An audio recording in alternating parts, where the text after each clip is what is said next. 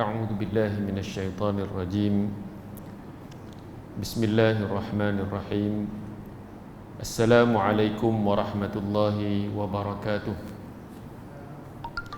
الحمد لله رب العالمين نحمده ونستعينه ونستهديه ونستغفره ونعوذ بالله من شرور أنفسنا ومن سيئات أعمالنا من يهده الله فلا مضل له ومن يضلله فلا هادي له أشهد أن لا إله إلا الله وحده لا شريك له وأشهد أن محمدا عبده ورسوله أما بعد.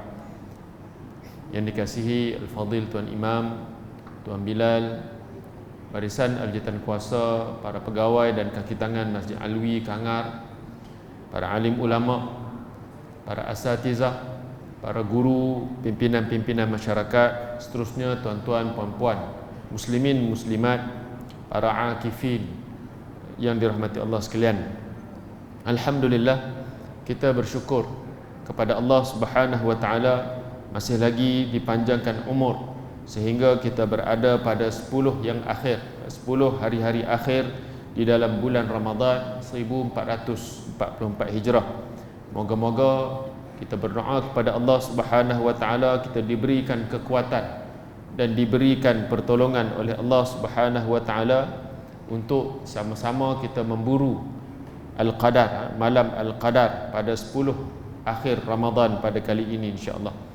Muslimin muslimat, hadirin dan hadirat yang dirahmati Allah sekalian, insya-Allah pada petang ini dalam halaqah asar dalam program Raudatul I'tikaf kali ini saya akan berkongsi berkaitan tentang ibrah daripada surah Az-Zalzalah. Surah Az-Zalzalah. Surah Az-Zalzalah termasuk dalam kategori surah Madaniyah, yakni surah yang diturunkan selepas daripada hijrah Nabi sallallahu alaihi wasallam. Mengandungi 8 ayat yang mana surah ini diturunkan selepas daripada surah An-Nisa. Dari sudut aturan sebab nuzul itu turun selepas daripada surah An-Nisa. Adapun dari sudut susunan di dalam mushaf, surah ini adalah surah yang ke-99. Surah An-Nisa awal lagi, selepas daripada Al-Fatihah, Al-Baqarah, Ali Imran, An-Nisa, surah yang keempat. Dan surah Az-Zalzalah surah yang ke-99. Jadi ada beza di antara waktu turun dengan susunan di dalam mushaf. Kedua-duanya datang daripada Rasulullah sallallahu alaihi wasallam. Jangan kita pelik, jangan kita hairan sekiranya kita kata macam mana surah ini surah turun selepas surah Nisa, tapi dalam susunan mushaf ada nombor yang ke-99. Tidak hairan. Surah ini ada hubungan dengan surah yang disusun sebelumnya, iaitu surah Al-Bayyinah. Surah Al-Bayyinah. Dalam surah Al-Bayyinah ada diterangkan berkaitan dengan balasan yang diterima oleh orang mukmin dan orang yang kafir. Ada dalam surah Al-Bayyinah dijelaskan balasan bagi orang yang mukmin dan juga bagi orang yang kufur. Dalam surah ini pula, iaitu dalam surah Az-Zalzalah, Allah Subhanahu wa taala menjelaskan waktu dan juga tanda-tanda berlakunya hari kebangkitan. Ini mencakupi keseluruhan di dalam Al-Quran, iaitu wahyu yang Allah Subhanahu wa taala turunkan. Allah Subhanahu wa taala merahsiakan bilakah tarikh berlakunya kiamat. Sehingga di dalam hadis Jibril yang masyhur, iaitu apabila Jibril bertanyakan kepada Nabi sallallahu alaihi wasallam, "Mata as-sa'ah?" Bilakah akan berlakunya kiamat? Nabi sallallahu alaihi wasallam menjawab, "Mal mas'ulu anha bi'a'lami minas sa'il." Tidaklah orang yang ditanya tentang itu lebih tahu, tidaklah orang yang ditanya tentang itu lebih tahu daripada orang yang bertanya. Maksudnya apa? Nabi pun tak tahu, orang yang ditanya itu Nabi, dan orang yang bertanya itu pun tak tahu juga, iaitu Jibril. Jibril mewakili Rasul di kalangan para malaikat, dan Nabi SAW adalah Rasul di kalangan manusia dan jin. Kedua-dua Rasul ini yang merupakan utusan Allah Subhanahu wa taala tidak mengetahui akan tarikh hari kiamat. Jadi kalau pada hari ini ada orang boleh teka-teka tarikh hari kiamat itu satu tekaan, ramalan yang batil, yang tidak ada asas langsung, yang kita boleh abaikan, tolak tepi begitu sahaja. Kenapa? Kerana tidak ada nilai. Dari sudut ilmu pun tak ada nilai, dan dari sudut kita kata nak menyatakan, membuat supaya kita ni termotivasi untuk membuat persiapan untuk menuju hari kiamat pun tak ada nilai yang tu. Kenapa? Kerana nilainya bukan pada tarikh, tetapi nilainya ada pada, seperti yang diwahyukan di dalam Al-Quran, nilainya ada pada tanda-tanda akan berlakunya kiamat. Sebab apa? Sebab kita berada dalam satu garis masa, dan kita tidak akan patah balik kepada masa yang silap. Apa sahaja yang berlaku pada masa akan datang, masa sekarang, masa akan datang, esok, lusa, semuanya adalah merupakan menuju ke arah kiamat. Sama ada kita kata Islam berada di puncak, ataupun Islam berada di bawah, ataupun umat Islam ini akan dikuasai oleh musuh-musuh, ataupun umat Islam akan menguasai musuh-musuh. Kesemuanya itu adalah tanda menuju ke arah kiamat. Ada tanda yang baik dan ada tanda-tanda yang buruk yang menggerunkan kita. Muslimin muslimat, hadirin dan hadirat, surah ini menceritakan berkaitan dengan waktu dan juga tanda-tanda hari kebangkitan, ataupun lebih tepat lagi peristiwa semasa hari kiamat, tanda-tanda dia. Iaitu Allah Subhanahu wa taala berfirman, A'udzu billahi minasyaitonir rajim. Bismillahirrahmanirrahim. Idza zulzilatil ardu zilzalaha wa akhrajatil ardu athqalaha wa qala al insanu ma laha yawma idzin tuhaddithu akhbaraha bi anna rabbaka awhalaha yawma idzi yasdurun nasu ashtatan liyuraw a'malahum faman ya'mal mithqala dzarratin khairan yarah wa man ya'mal mithqala dzarratin syarran yarah. Bermaksud dengan nama Allah yang Maha Pemurah lagi Maha Mengasihani, apabila bumi digegarkan dengan gegaran yang sedahsyat-dahsyatnya, serta bumi itu mengeluarkan segala isinya, dan berkatalah manusia dengan perasaan gerun apa yang sudah terjadi kepada bumi. Pada hari itu bumi pun menceritakan khabar beritanya bahawa Tuhanmu telah memerintahkan agar berlaku demikian. Pada hari itu manusia akan keluar berselerak dari kubur masing-masing, memperlihatkan kepada mereka balasan amal-amal mereka. Maka sesiapa berbuat kebajikan seberat zarrah, nescaya akan dilihatnya, yakni surat amalnya. Dan siapa yang berbuat kejahatan seberat zarrah, nescaya akan dilihatnya dalam suratan amalnya. Sebab turun surah ini ialah orang kafir sering mereka ni bertanya tentang hari pengadilan. Pertama kita kena tahu, orang kafir tanya ni apa tujuan dia. Tujuan orang kafir bertanya kepada Nabi SAW, bahkan sebelum zaman Nabi dulu pun, zaman Rasul-Rasul yang terdahulu, mereka bertanya, tujuan dia adalah untuk memperolok-olokkan ajaran Nabi, untuk menjadikan apa yang dijawab oleh Nabi itu sebagai bahan jenaka, bahan gelak mereka. Ini tujuan mereka tanya ni, bukan tujuan nak dapat hidayah. Sebab tu kita kena hati-hati juga. Orang yang bertanya soalan ni kita kena tengok apa tujuan dia tanya. Kalau tujuan dia tanya betul-betul untuk dapatkan kebenaran, alhamdulillah, kita pun seronok nak jawab. Tapi kalau tujuan dia tanya tu tujuan untuk memperolok-olokkan kita, untuk memperleceh kita, untuk menjadikan apa yang akan kita jawab itu sebagai satu bahan lawak, bahan jenaka, balik sama-sama mereka ni dibagi tahu, tadi ustaz tu bagi tahu macam ni, pakat dah gelak. Yang ini kita rasa duka cita.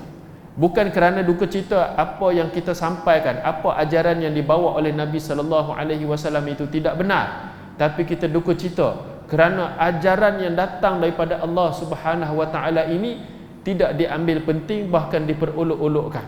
Jadi apa lagi punca golongan ini untuk mendapat sumber wahyu, sumber petunjuk daripada Allah Subhanahu Wa Taala, kalau sumber yang itu pun mereka telah pelecehkan, mereka telah menjadikan sebagai bahan jenaka. Jadi kena hati-hati. Dan Peristiwa ini telah pun berlaku pada zaman dahulu. Orang kafir sering bertanya kepada Nabi SAW tentang hari pengadilan, sebab Nabi dah bawa yang itulah dalam surah Fatihah, Yaumiddin, Yaumul Hisab dan sebagainya. Dalam Al-Quran banyak cerita. Jadi mereka tanya sebab apa? Sebab mereka tahu Nabi SAW pun hidup pada zaman mereka. Zaman tu tak berlaku lagi kiamat. Jadi kiamat ini benda yang ghaibiat, benda yang akan berlaku ke depan, masa akan datang.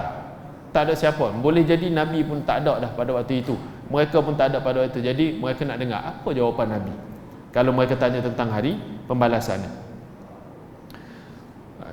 Jadi mereka bertanya, bilakah datangnya hari kiamat? Manakala setengah lain yang bertanya, bilakah nak datangnya janji? Tak sabar, sebab Nabi SAW duk baca ayat Quran, duk cerita kalau orang yang kufur gini balasan dia, orang yang beriman begini balasan dia. Jadi mereka nak, ni kami kufur, apa balasan pada kami? Bila janji itu nak datang? Ini ucapan yang angkuh, ucapan yang sombong, datang daripada orang yang angkuh terhadap wahyu, terhadap ajaran yang dibawa oleh Nabi SAW. Lalu Allah Subhanahu Wa Taala menurunkan surah ini, menerangkan tanda-tanda akan berlakunya hari kiamat, supaya mereka mengetahui bahawa tidak ada jalan lain untuk menentukan hari kiamat itu melainkan itulah kiamat. Maksudnya tanda-tanda ni yang Allah SWT sebut dalam Al-Quran ni, dia tidak berlaku dalam keadaan yang biasa. Contoh, kalau kita kata gempa bumi tak kiamat pun gempa bumi lah. Kalau kita kata banjir besar, tak kiamat pun banjir besar. Kalau kita kata hujan, ribut, taufan dan sebagainya, tak tunggu kiamat, itu pun dah ada. Bahkan mati sampai puluh ribu baru ni yang peristiwa di Turki, Syria dan sebagainya. Puluh ribu orang mati. Tapi peristiwa yang Allah SWT gambarkan dalam ini bukan peristiwa yang biasa-biasa, melainkan inilah peristiwa kiamat. Inilah peristiwa kiamat. Tak sama dengan peristiwa malapetaka yang lain.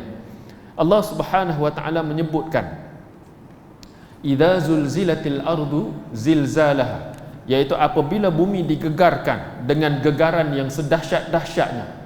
Allah Subhanahu Wa Taala dalam surah yang lain, surah Waqiah, Allah Subhanahu Wa Taala sebut dalam ayat 4, idza rujjatil ardu rajja, iaitu ia berlaku, yakni kiamat berlaku semasa bumi bergoncang dengan sungguh-sungguh goncangan, dengan betul-betul goncang. Kiranya goncangan sedia ada sekarang ni di sana sini gempa bumi ni, itu belum sungguh-sungguh lagi, itu belum betul-betul lagi. Walaupun mati puluh ribu orang mati, itu belum betul-betul lagi. Yang betul-betul nanti ni wallahu alam. Kalau tara tu pun kita tengok dahsyat dah, orang tersepit dalam runtuhan, orang tertimbus dalam runtuhan, kena hempak batu, kena hempak dan sebagainya. Itu pun kita dah rasa teruk dah. Kiamat segoncang-goncangnya, wallahu alam. Tapi Allah SWT ceritakan perkara ini di dalam Al-Quran supaya orang yang kafir tadi ini, mereka tak ada jawapan balas untuk memperolok-olokkan perkara ini, dan supaya orang yang beriman membaca ayat ini mengambil pelajaran, mengambil i'tibar.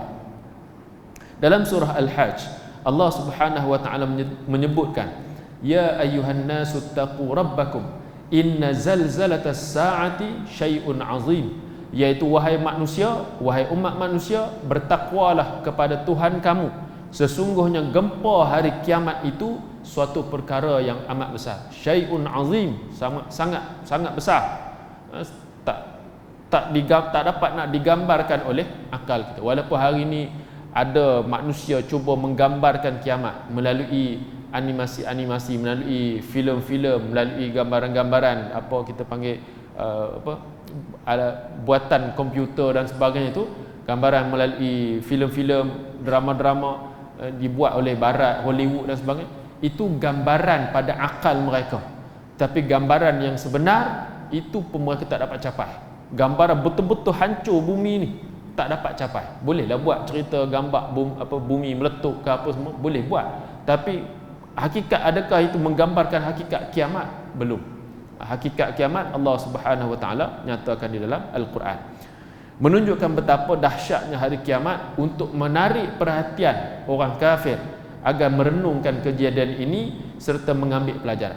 Yang kamu kufur, angkuh, sombong ni, Allah SWT berikan peristiwa ni, gambaran peristiwa ini supaya kamu termenung balik, supaya kamu ambil masa balik, revise balik Apa ucapan-ucapan kamu sebelum ni yang kamu mengejek Nabi, menghina Nabi dan sebagainya itu, kamu fikir balik, betul tak betul tindakan itu. Jadi kalau kamu ni masih ada lagi dalam jiwa benak ni, ada lagi sekelumit kewarasan, akal, boleh guna, boleh bayang lagi apa gambaran yang Allah SWT beri ni, moga-moga dengan ada sedikit cahaya itu kamu boleh dapat kebenaran. Mudah-mudahan. Mana kita nak tahu, sebab darjah kekafiran ni tak sama antara satu orang dengan satu orang lain, bergantung kepada kesombongan dia. Ada orang dia kafir setakat umur, katalah umur 40 bagi contoh. Lepas pada tu Allah Taala beri hidayah pada dia. Lepas pada tu dia Islam. Ada orang sampai kesudah mati hidup balik pun dia akan buat benda sama, kufur juga. Ini orang macam ni darjah kekafiran dia tinggi, dan orang macam ni tak layaklah untuk mendapat hidayah, petunjuk daripada Allah Subhanahu wa taala. Jadi mudah-mudahan kok hak sikit-sikit ni, hak kafir bersifat pengikut, hak kafir bawah-bawah ni boleh jadi dia dapat hidayah dengan ayat-ayat yang sedemikian. Seterusnya Allah Subhanahu wa taala menyatakan, wa akhrajatil ardu athqalaha, serta bumi itu mengeluarkan segala isinya, apa yang terkandung di dalam bumi. Semualah yang terkandung di dalam bumi ini, termasuklah emas, termasuklah petroleum dan sebagainya. Sebahagian menyatakan bahawa ini sebelum kiamat lagi, tapi ketika berlakunya kiamat, yang dimaksudkan mengeluarkan segala isinya ialah yang tak boleh keluar sebelum daripada kiamat. Kalau minyak keluar dah hari ini, emas keluar dah, perak keluar dah hari ini, sebelum kiamat lagi. Yang tak keluar lagi pada hari ini ialah orang yang dah mati dalam bumi itu, yang belum lagi dibangkitkan. Yang ini satu-satunya akan keluar nanti ini, iaitu ketika hari kiamat. Bumi mengeluarkan mayat-mayat yang berada di dalamnya kerana goncangan yang hebat. Goncangan yang hebat ini tadi mengeluarkan mayat-mayat berhamburan dan melepaskan segala isinya. Dalam ayat yang lain Allah SWT sebut dalam surah Al-Insyiqaq, wa idzal ardu muddat wa alqat ma fiha wa takhallat. Dan apabila bumi diratakan serta mengeluarkan apa yang ada di dalamnya dan menjadi kosong, habis, semua dikeluarkan oleh Allah Subhanahu Wa Taala. Kemudian Allah Subhanahu Wa Taala menyatakan, wa qala al-insanu ma laha, lalu berkatalah manusia dengan perasaan yang gerun, takut, apa yang terjadi kepada bumi. Ini satu azab sebenarnya, iaitu manusia yang hidup lagi pada waktu itu, mereka menyaksikan kiamat. Ini bukan satu perkara yang, satu kebanggaan untuk melihat kiamat. Hari ini orang duk tanya-tanya bila kiamat, orang duk cerita ini tanda-tanda kiamat apa semua ni, bukan suruh supaya kita hidup pada ketika itu membenarkan, oh ini sungguh kiamat, Quran cerita macam ni, bukan. Sebab apa? Sebab ini tidak ada keperluan bagi orang yang beriman. Dah beriman dah pun, kita tak tunggu kiamat, hari ini kita dah beriman dah peristiwa ni. Quran cerita macam ni, kita dah beriman dah, tak tunggu peristiwa tersebut. Sebab apa? Sebab menyaksikan kiamat adalah satu azab daripada Allah Subhanahu wa taala. Dengan sebab itu orang yang beriman dia tidak menyaksikan peristiwa ini. Akan dalam hadis-hadis dinyatakan nanti akan ada asap yang nipis dan sebagainya, yang mana sebagai salah satu tanda kiamat. Asap ini apabila kena pada orang yang beriman, walaupun iman dia rapuh macam mana sekalipun, tetap masih ada iman lagi, dia akan dimeninggalkan, dia akan dimatikan. Tinggal lagi atas dunia ni, tidak ada lagi dah orang yang menyebut nama Allah, tidak ada lagi dah orang yang berzikir nama Allah, maka di atas mereka itulah berlakunya kiamat, kerosakan dan sebagainya, akhirnya berlaku kiamat. Mereka bertanya, malaha, ni apa benda ni, apa yang berlaku kepada bumi ni? Kemudian Allah Subhanahu wa taala menyatakan di dalam surah Al-Hajj juga ada dinyatakan, wa taran nasa sukara wa ma hum bisukara walakinna adzaballahi syadid. Kamu akan melihat manusia itu dalam keadaan sukara, mabuk, jalan huyuh hayang tak betul itu, kerana berhadapan dengan peristiwa kiamat. Wa ma hum bisukara, bukanlah kerana mereka itu mabuk, bukan kerana minum arak, bukan kerana ambil pil hayal dan sebagainya, tidak. Walakinna adzaballahi syadid, akan tetapi azab Allah itu sangat berat, sangat keras, sangat mengerikan. Menunjukkan bahawa peristiwa kiamat ini adalah merupakan azab daripada Allah Subhanahu wa taala. Yauma idzin tuhadditsu akhbaraha, pada hari itu Bumi pun menceritakan khabar berita lah. Bumi cerita. Bukanlah bumi bercakap, maksudnya keadaan bumi itulah sendiri yang menceritakan. Tak adalah nabi nak bagi tahu, tak adalah ulama nak bagi tahu, tak adalah asatizah nak cerita, nak baca ke ayat Quran pada hari itu, tak ada dah. Yang tinggal pada hari itu semuanya ialah orang-orang yang kufur, ingkar kepada Allah Subhanahu wa taala, dan yang cerita pada mereka ini ialah bumi itu sendirilah. Bumi itu sendiri, iaitu dengan berlakunya goncangan itu. Bi anna rabbaka awhalah, bahawa Tuhanmu telah memerintahkan berlakunya demikian. Allah lah yang telah mewahyukan kepada bumi untuk jadi seperti itu. Bukan jadi sendiri. Bukan ada saintis zaman tu hebat sangat boleh buat tekan butang goncang habis bumi, tak ada. Zaman tersebut itu ialah wahyu daripada Allah Subhanahu wa taala, perintah daripada Allah Subhanahu wa taala yang tidak ada siapa yang boleh sangkal. Kok ada orang kata zaman tu zaman canggih apa semua ni boleh berhentikan, hentikan goncangan ini, boleh ada kapal terbang ke roket ke keluar daripada kemelut ini, tak ada. Semuanya ini adalah ketetapan daripada Allah Subhanahu wa taala, dan perintah ini bumi tak dapat ingkari. Perintah daripada Tuhan dah. Kemudian Allah Subhanahu wa taala menyatakan pada ayat yang ke-6, yauma idzi yasdurun nasu ashtatan liyurau a'malahum. Pada hari itu manusia akan keluar berselerak daripada kubur masing-masing, memperlihatkan kepada mereka, diperlihatkan kepada mereka balasan amalan-amalan mereka.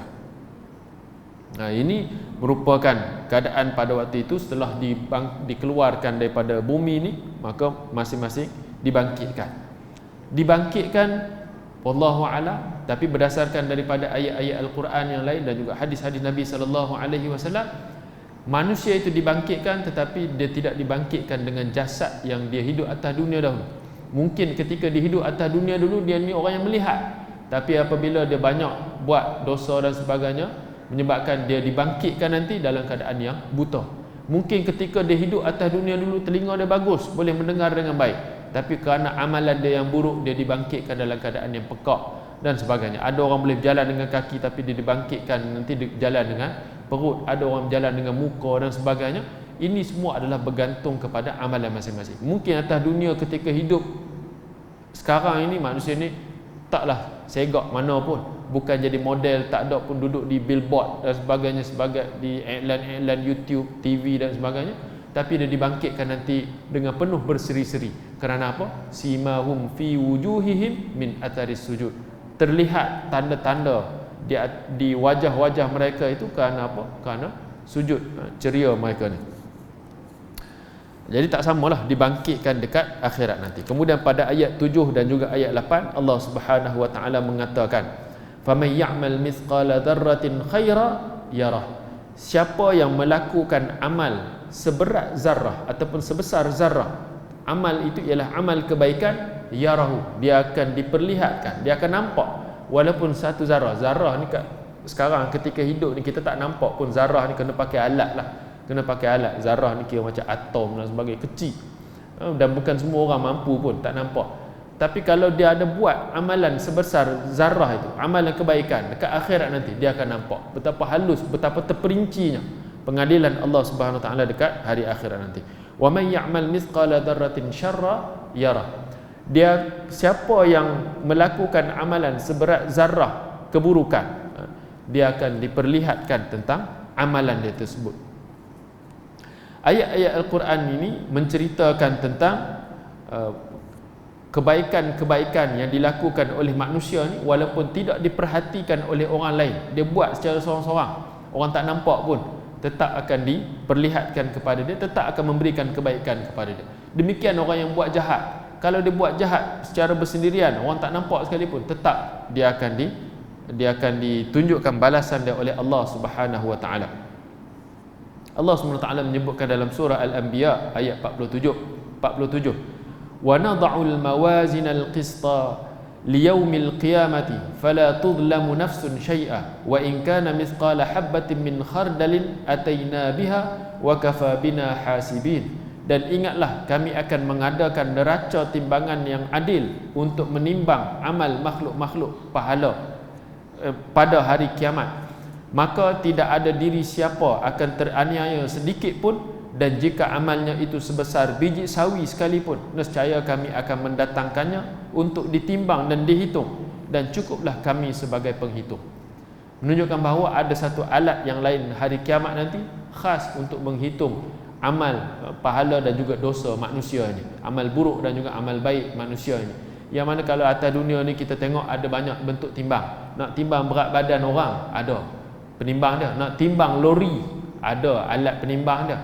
Nak timbang apa kita kata tepung, nak buat kuih raya ni ujung-ujung ni pun ada penimbang dia. Nak timbang emas, ada penimbang dia. Yang tak sama antara timbang-timbang.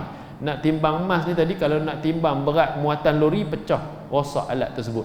Yang nak timbang manusia, timbang berat badan orang ni, kalau nak timbang gajah apa semua boleh pecah alat ni. Tapi dia hanya sesuai untuk timbangan-timbangan benda-benda yang nak timbang. Dekat akhirat nanti timbangan pahala dosa manusia ni ada penimbang dia sendiri, yang mana tak akan terlepas walaupun satu zarah tak terlepas. Itu penimbangnya. Jadi kena hati-hatilah. Hari ni orang cukup hati-hati dengan penimbang ni. Sebab kalau orang yang berniaga silap air bulan, dia rugi dengan sebab penimbang ni. Kalau dekat akhirat sepatutnya kita ada rasa takut macam situ, sebab kita juga sedang berniaga dengan Allah Subhanahu Wa Taala. Bimbang-bimbang dengan timbangan nanti ni kita kerugian besar kerana amalan yang buruk yang kita lakukan atas dunia. Kemudian Allah Taala sebut fala tuzlamu nafsun syai'a, maka tidak ada diri siapa pun yang teraniaya pada ketika itu. Dengan timbangan Allah Subhanahu Wa Taala, dengan penghakiman Allah Subhanahu Wa Taala, tidak ada siapa pun yang teraniaya pada hari tersebut. Justru itulah yang mungkin dapat sama-sama kita kongsikan berkaitan dengan surah Az-Zalzalah. Kalau dilihat dalam kitab-kitab tafsir yang umdah, kitab tafsir Tabari, kitab tafsir Ibn Katsir dan sebagainya, panjang perbincangan berkaitan dengan, tapi cukuplah memadai untuk kita mengambil ibrah, pelajaran daripada surah ini secara umum. Dan surah ini secara umumnya mengandungi dua perkara, iaitu yang pertama ialah hari kiamat, peristiwa berkaitan dengannya, iaitu goncangan Allah Subhanahu Wa Taala terhadap bumi ini dengan goncangan yang sangat dahsyat, yang maha dahsyat, yang menyebabkan manusia berada dalam keadaan kebingungan pada waktu itu. Dan yang kedua, semua manusia akan menuju ke tempat perhimpunan, dan amalan mereka akan dihisap oleh Allah Subhanahu Wa Taala, diberikan balasan terhadap amalan masing-masing. Jadi atas dunia ini, dalam hadis Nabi sebut satu amalan yang baik, niat kaitan dengannya dapat 1, kemudian bila buat dapat 10. Kalau amalan yang buruk, niat kosong, belum ditulis apa-apa, tapi kalau buat amalan yang buruk, satu dosa. Kalau buat amalan yang baik, dapat 10 pahala. Kalau dalam keadaan itu, kalau kita kata seorang dia buat satu orang dia buat satu amalan baik, satu amalan buruk, masih lagi timbangan amalan yang baik dia berat. Kenapa? Amalan buruk dia baru 1, hak baik baru 10. Tapi kalau kita bayang bagaimana manusia yang kembali kepada Allah SWT di hari akhirat nanti, yang keadaan timbangan amalan yang buruk dia lebih berat daripada timbalan amal yang baik. Dalam keadaan amal yang baik ni, Nabi SAW bagi tahu, buat 1 dapat 10, tiba-tiba hak buruk berat lagi.